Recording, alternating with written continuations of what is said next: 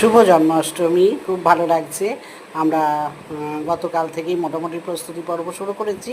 আজকে আমি দ্বিতীয় পর্ব মানে বাল্যভোগ গোপালকে দিলাম, ঘরেই ছানাটা বানালাম। আর 5 রকম ফল, গোপাল নাকি খুব শশা খেতে ভালোবাসে।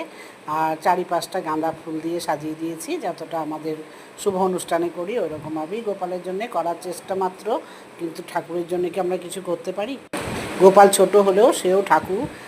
তার সেই শ্রীকৃষ্ণ, সেই গোবিন্দ, সেই জগন্নাথ প্রভু সবই।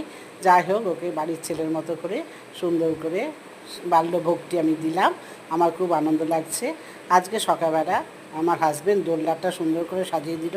দোলনার মাথার উপরে মুকুট, তার উপরে ছাতা, আর তার উপর দিয়ে এই ফুলগুলো দিয়ে সুন্দর করে সাজিয়ে দিল। ভীষণ ভালো লাগছে আমাদের। তোমাদের কেমন লাগছে তোমরা অবশ্যই বলবে।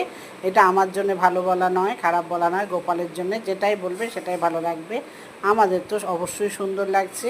এবং তোমাদের কাছে আরও তৃতীয় পর্ব, চতুর্থ পর্ব আসবে। তোমাদের কেমন লাগছে জানাবে। আর তোমরা সবাই খুব ভালো থাকবে, সুস্থ থাকবে, আনন্দে থাকবে এই কামনা করি। টাটা।